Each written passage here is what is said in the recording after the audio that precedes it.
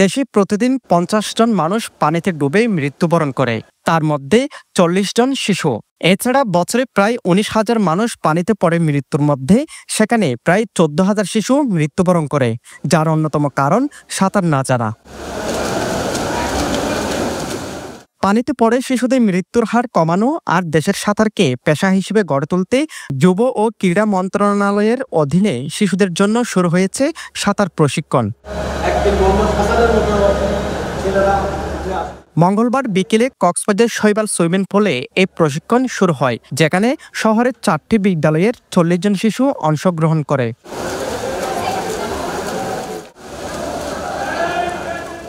সাঁতার শিখতে আসা শিশুরা জানান, সাঁতার জানা থাকলে পানিতে বিপদে পড়লে তা রক্ষা পাওয়া যায় সেখান থেকে। পাশাপাশি সাঁতার শরীর যেমন সতেজ রাখে, তেমনি কোনো সরকারি বাহিনীতে যোগ দেওয়ার আগে সাঁতারের গুরুত্ব অনেক বেশি। যখন আমি কোথাও পানিতে ডুবে যাব, তখন আমার জীবনটা বাঁচতে আমাকে সাঁতার অনেকটা সাহায্য করবে। ওই জন্য আমি সাঁতারটা শিখতে আসছি। ভবিষ্যতে বিমান বাহিনী হতে চাই, এখানে তো সাঁতার অবশ্যই লাগবে, কারণ এখান থেকে যদি সাঁতার না শিখি তাহলে ওইখানে ভবিষ্যতে আর হতে পারবো না। এটা আমাদের কোনো একটা পানিতে পড়লে বা কোনো একটা সমস্যা হলে আমরা পানি থেকে উঠতে পারবো, তার জন্য সাঁতারগুলো শিখাচ্ছে আমাদের উপকারের জন্য। কোনো অ্যাক্সিডেন্ট দুর্ঘটনা হলে আমরা সাঁতার তো অবশ্যই লাগবে আমাদের। আর আমাদের বাড়ির পাশে যখন পুকুর আছে, সেখানে আমরা প্রত্যেক দিন গোসল করে সাঁতার কাটে। এখানে আমরা আস্তে আস্তে করতে করতে সাঁতার শিখে ফেলেছি।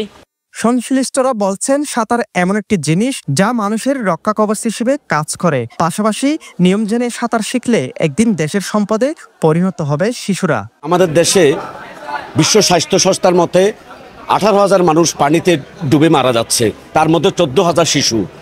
আমরা এই শিশু মৃত্যুকে আর মেনে নিতে চাই না। আমরা আমাদের সন্তানদেরকে সাঁতার শেখাতে চাই। আমরা চাই প্রতিটা স্কুলে ছেলেরা সাঁতার শিখুক। বাংলাদেশ সরকার সাঁতারকে নিয়মিত করার জন্য বিভিন্ন কর্মসূচি গ্রহণ করেছে।